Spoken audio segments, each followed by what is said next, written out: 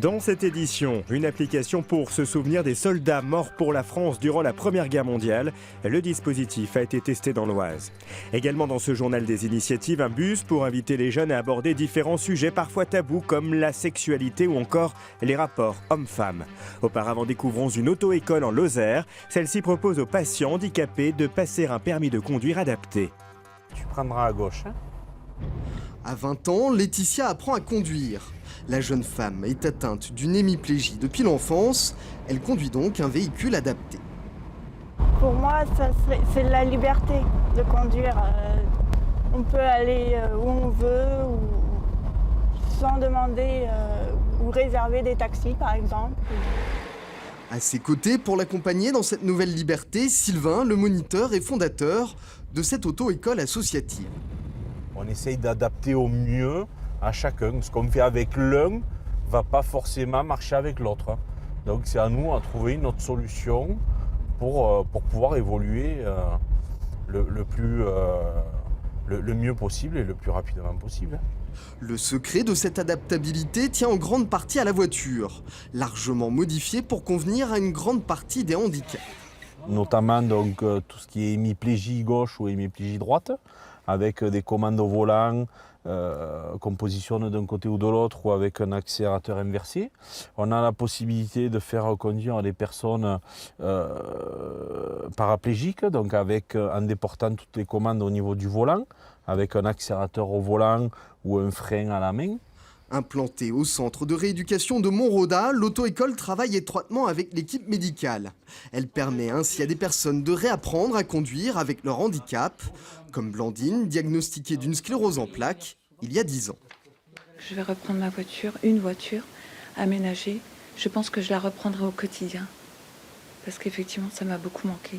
C'est un atout supplémentaire pour que le patient puisse effectivement réapprendre ces gestes qui paraissent banaux, mais qui, à la suite d'un accident, à la suite d'un traumatisme, deviennent difficiles à réaliser et au final sont destinés à permettre une réinsertion. En 2015, une trentaine de personnes a profité des services de l'auto-école. Icar, c'est le nom de ce bus qui a fait étape à Jouer les Tours en Indre-et-Loire. Cet espace pédagogique d'échange et d'information vient à la rencontre des jeunes. Parmi les sujets abordés, la sexualité et les rapports hommes-femmes. Certaines façons de s'habiller sont des appels au viol. Pas d'accord ? D'accord, c'est de mon côté, oui. Hein, d'accord. D'accord, c'est ici. Putain, je vais encore avoir des problèmes avec la justice.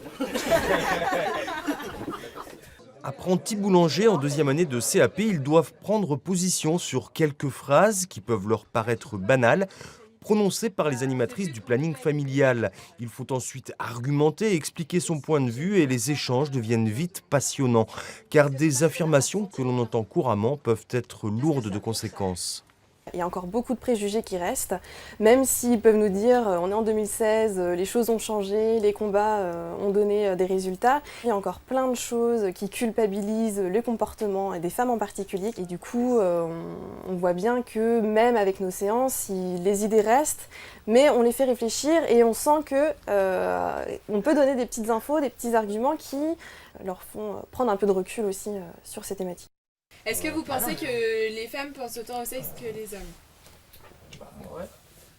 C'est pareil. Alors du coup, est-ce qu'elles en parlent moins, ou elles en parlent autant, ou elles en parlent pas du tout ? Les hommes pensent-ils plus au sexe ou la jalousie est-elle une preuve d'amour ? Autant de questions qui permettent notamment de sensibiliser aux violences psychiques ou physiques faites aux femmes. C'est un sujet assez tabou quand même et je trouve ça intéressant d'en parler librement. C'est important de parler de sexualité comme ça, avec en plus t'es dans un groupe de garçons. Ouais, parce que les hommes ils sont plus expressifs que les femmes. Au vu des retombées positives et des demandes exprimées par les apprentis, cette action d'information et de sensibilisation est reconduite chaque année depuis 2013. Pour ne jamais oublier, dans le cadre du centenaire de la guerre de 14-18, une nouvelle application pour smartphone propose de localiser les tombes de soldats et de raconter leur histoire. Encore faut-il que les cimetières acceptent le dispositif. L'association du Souvenir français espère captiver les visiteurs, mais aussi convaincre toutes les communes de France de conserver les tombes. Reportage dans l'Oise. Mort pour la France, Pierre Rometin fut décoré à titre posthume. Grâce à cette application, vous pouvez géolocaliser dans le cimetière les 7 tombes des soldats morts pour la France durant les 2 grandes guerres. Leur biographie est accessible en un clic. C'est une start-up de Lille qui travaille sur le concept depuis 1 an. On humanise très clairement. Voilà, on redécouvre effectivement un personnage qui existait, qui aujourd'hui est ici, mais on redécouvre toute son histoire. Les élèves de l'école élémentaire du village sont en première ligne pour tester cet outil numérique. Une astuce pour qu'ils s'intéressent à l'histoire. Ça m'aide à retrouver le soldat que je cherche et pour savoir son nom et savoir des informations. Ça nous intéresse beaucoup pour rendre hommage à eux. Ils nous ont sauvés, ils ont fait la paix. Transmettre aux futures générations, c'est l'enjeu du 21e siècle. Le numérique pourrait bien être la solution pour honorer la mémoire des soldats enterrés dans les 47 000 cimetières de France.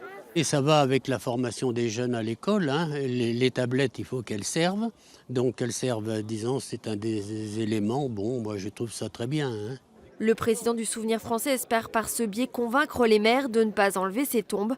Au bout de 99 ans, ils ne sont plus obligés de les conserver. Au-delà du projet pédagogique formidable qui est ici, un projet pédagogique mémoriel, c'est aussi un moyen de sauver et de fixer définitivement ces tombes. Un bel hommage rendu aux poilus de 14-18 pour leur permettre de reposer en paix encore longtemps dans les cimetières français.